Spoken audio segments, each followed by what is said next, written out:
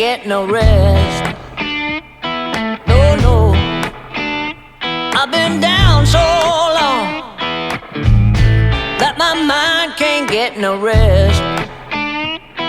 No, no, this ain't easy, darling, 'cause the devil's on my trail.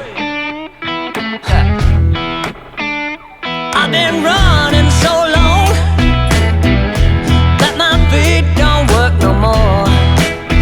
Oh yeah, I've been running so long that my feet don't work no more. Oh no, it ain't easy. So I was always thinking about making a video about my Intruder LC VL1500 Suzuki. It's a 2004 model, and this is my second year I'm driving it, or riding it. That depends on people, right? And what I have to say, I live in Norway, just to start there. So some numbers will not be correct if you live outside, you know, US, England metrics, and miles per hour. We don't have that here. We have kilometers per hour. So if I say 80, that's not 80 miles per hour. That's like 120, I guess, or 140 miles per hour. 80 kilometers is 80 kilometers, not 140 miles per hour. There we go. So I found this bike on Marketplace. We call that in Norway, we call that for finn.no. Great page, by the way. I think we are the only country in the world that has that. Because we are Norwegian, of course, and it's in Norway. And I was not actually looking for this kind of bike. I was looking for something that had a shaft drive, because I was so tired of chains and belts. And that disturbance is making on my mind when I'm driving with a belt or a chain. You can suddenly be on far up in the mountains, because Norway, we have this 90% stones and mountains and fjords. So you have to drive up. When you're driving into the country, it's mountains all wherever you're going. And it's a very nice place to drive a cruiser.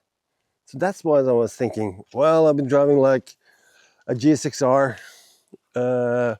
almost 10 years.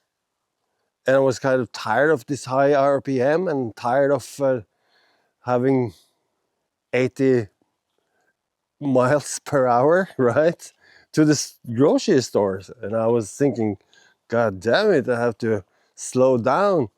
I have to be a little bit older, surviving a great hobby.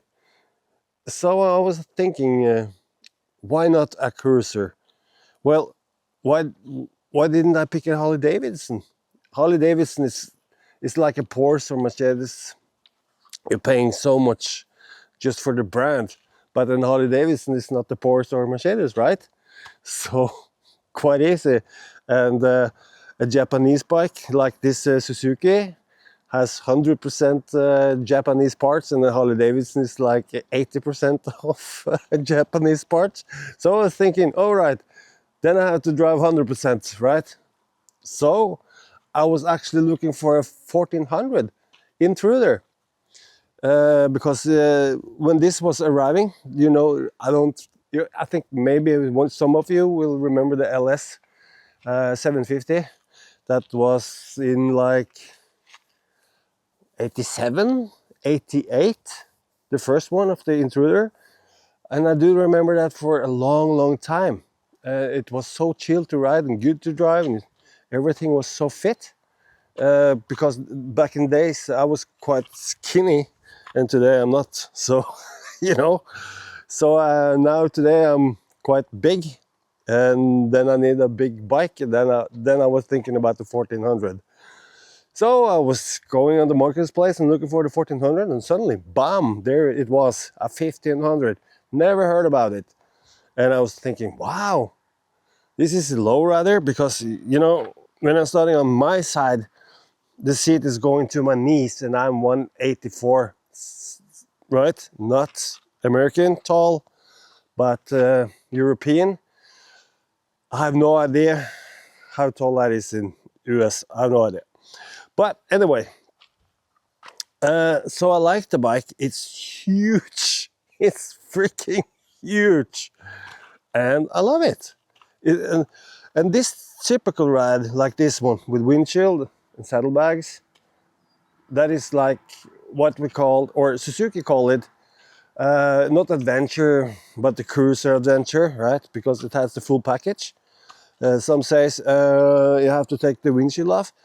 Oh my God, I love it. Why should I take it off if I love it, right? The wind reflect it. It's in the words, right? And I have these bags here in the front where I have batteries, cell phones, gloves, sunglasses, everything I need, and scarves to the neck, and it's great. And when it rains, no rain, and no water. And when it's getting chilly outside, I can drive longer without getting cold. Just need good gloves. I'm thinking also about wind reflectors on the front. And what's funny with this one, when I found it, it was quite expensive, because everything in Norway is expensive. And I was kind of lucky, and I found it like, say, like Monday, and I had to respond like Tuesday, and I did, because the price was so good, and I got it lower because of one reason. It has been standing still in the garage for almost 10 years. No, it was 10 years. It was a granddad, and the grandson was selling it for his granddad. So, right? So I have to move on. I have to get it. And because it was standing still for 10 years, the tires was old. It had like dried out, and the clutch was kind of messy. And that is typical on this one. If it's standing still too long, something happens in the clutch, right? And I noticed when I get in 120 kilometers in hours on the test field, right? I noticed the throttle response was not there. The only thing was happening was the RPM was getting higher, and no speed at all. And then I suddenly understand, because I'm also at the Intruder VL's page at Facebook, and it's one guy there, Luch, I don't know, Leo maybe, and he was a guru. He had all the answer. So a friend of mine is a bike mechanic. Ship it over to him, and he fixed it, and I just paid like 4,500 crowns, like $450, and everything was fixed like it was brand new, and it had like 700 kilometers on the speedo, so it's not nearly broken in yet. Now it has, because I have driving it a lot.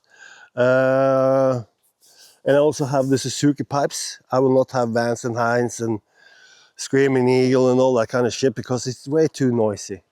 And I live in Telemark, and Telemark is a quiet place. And when I'm living here, I have the main road just on behind the camera, kilometers, and I can hear all the bikes, right? And I don't want to be one of them. And also when I'm having longer trips, it's too noisy. Let's say the GSX-R I had like 10 years, noisy, right? So I just want to have a cool ride, quiet ride, nice ride, comfortable ride. And here it is. So, what to say? It's quite heavy. It's actually really heavy. The first months I was just like, it's almost 300 kilos, and the G6R I had, it was like 150 kilos, and that was driving a moped. I could just almost pick it up. This one I can't pick it up, and this is my second year on it, and this year it's actually much easier to ride it because I know where the weights are and how it will respond in turns, and just how to ride it actually. And it's quite comfortable. So if I will tell you to get one, if you can get one, you should. It's not like in Harley Davidson where it's all about lifestyle, but the experience is the same. I ride in Harley Davidson, and this one I trust more, and that is because of two things. The first one, it's Japanese, and the second one, for me, that is the main thing, is a shaft drive. I don't need to do anything with the shaft drive before, let's see, I got it this last year, and I'm going to drive it this year, and I'm going to drive it next year. Well, after next year, let's say 2027, then I'm going to change the oil for the shaft drive. No maintenance. Why bother with the chain and with the belt? You always have to be like, oh, I have to fix it, I have to tighten it, you have to do all that shit, and it's noisy and the oil is just all over the place. Here's that. So I will actually advise you to get an Intruder LC 1500 VL. It's very nice, comfortable, trustly ride. You should get one. All right, boys and girls, thank you for watching. Hope you enjoyed it.